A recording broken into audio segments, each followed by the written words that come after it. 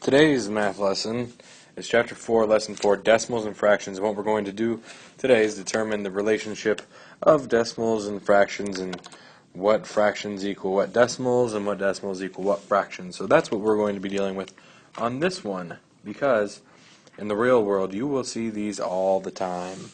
So there's three things, vocabulary words, you need to know for this lesson. The first one is mixed number. A mixed number is a number that contains a whole number and a fraction. So a mixed number contains whole number and fraction. So really quickly, let's do an example and a non-example. Example would be 4 1/2. Not example would be 5 or 1/2. So another example would be 5 1/2.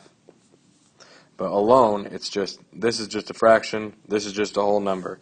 A mixed number has a whole number and a fraction. So it has both parts. So that would be a mixed number. You can pause if you need to write that down, which you should. The next one is terminating decimal. And a terminating decimal has a finite number of decimal places.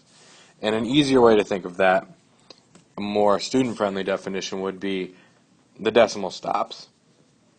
Another way to say that is the decimal stops. An example of that is a quarter. A quarter is worth 0.25. It doesn't go on forever. It stops. It's just 0.25. Another example of that would be this decimal, which we can say in two different ways. We could say 5/10. We could say 0.5, or we could say that is 1/2. But that stops right there. So a terminating decimal, the decimal stops. The next one is a repeating decimal. And in a repeating decimal, the decimal goes on forever. An example would be this.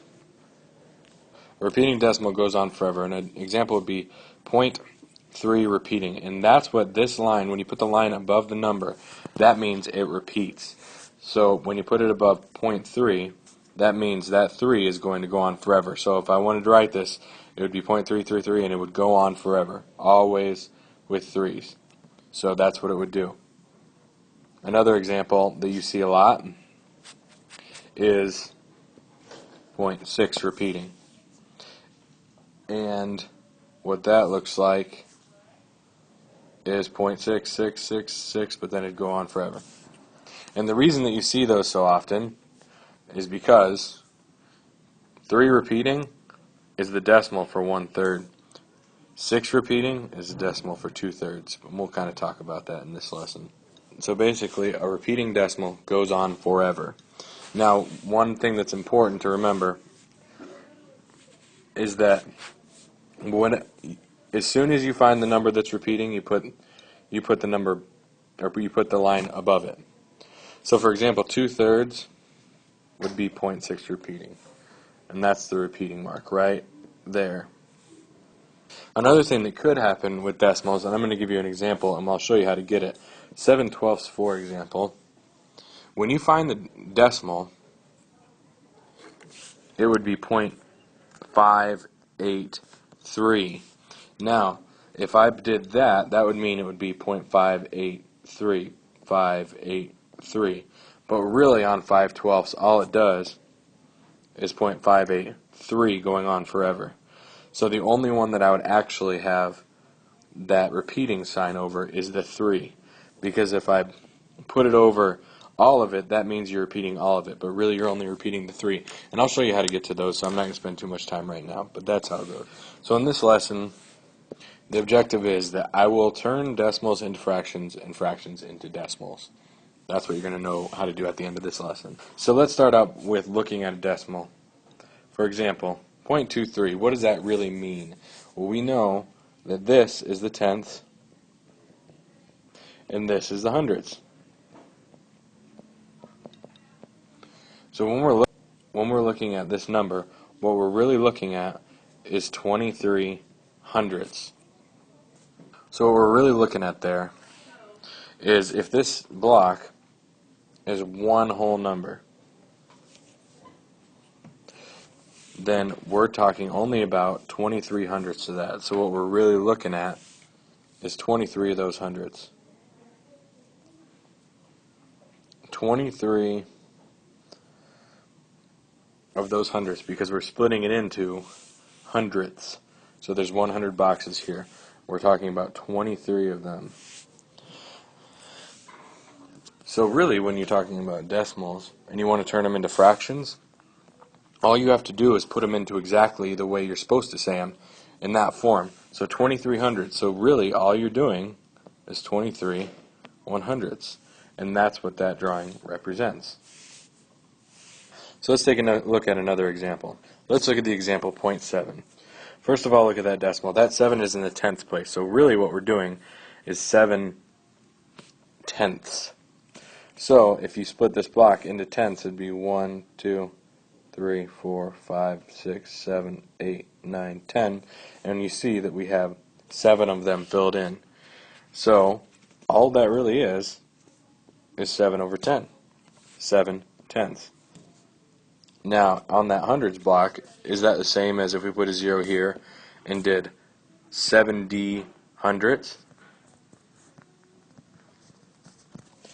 Would it be 70 hundredths? It would, because it would be 7 tenths or 70 100ths.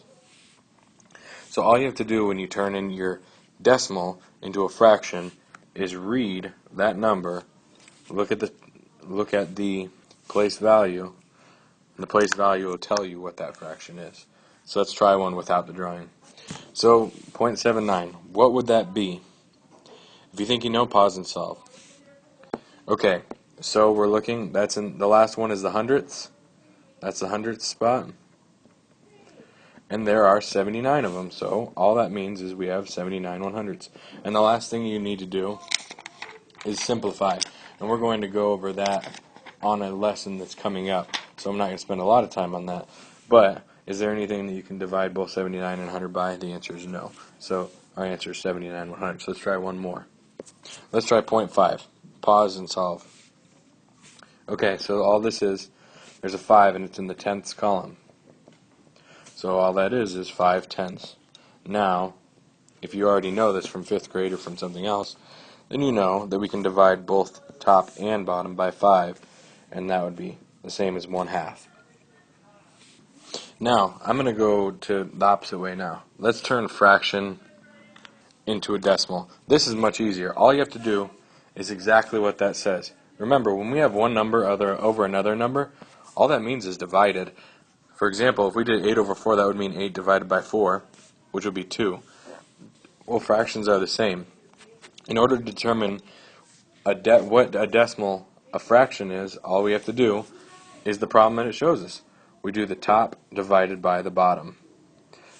And that's going to give us a decimal. So, let's take a look at 1/2. 1/2, all we would do is 1 divided by 2. So, obviously 2 does not go into 1. Drop a 0. 2 does go into 10 5 times, and it goes exact. So that's the end of the problem. So you can see that 1/2 is equal to 0.5. So in order to turn a fraction into a decimal, in order to find fraction to decimal, all we have to do is top divided by bottom.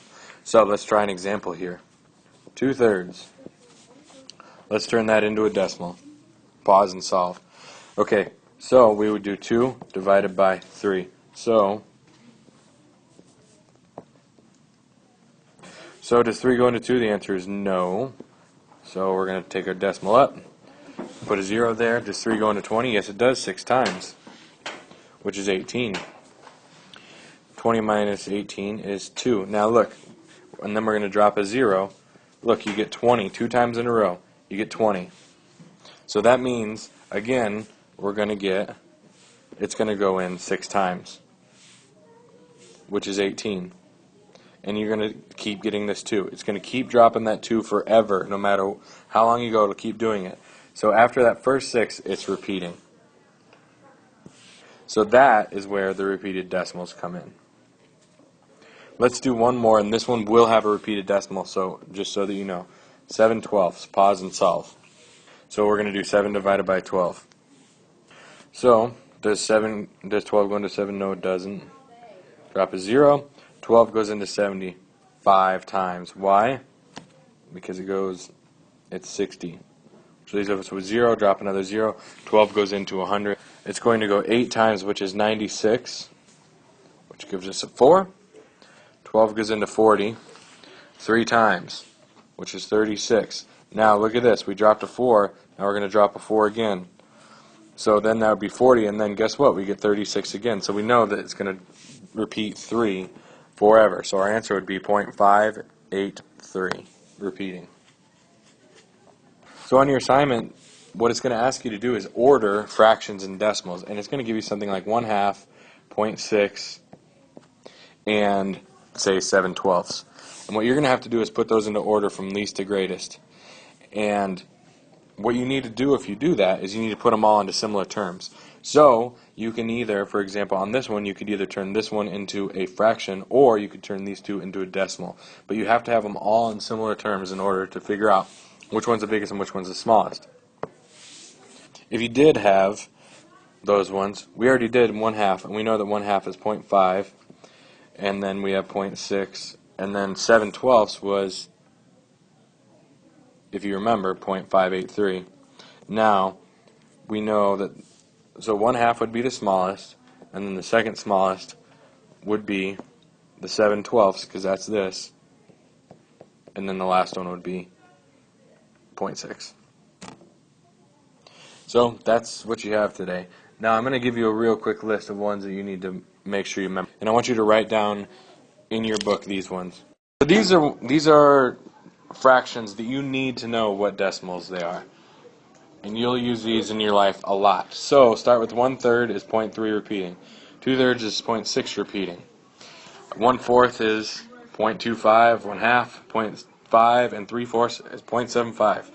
And then you need to know all the tenths. 1/10 is 0.1, 2/10 is 0.2. So what would 3/10 be? 0.3, and so on. I want you to pause and write these down in your notebook. You need to memorize those. That's all we have. We'll be practicing that tomorrow, but that is the basics from the lesson. I will see you tomorrow.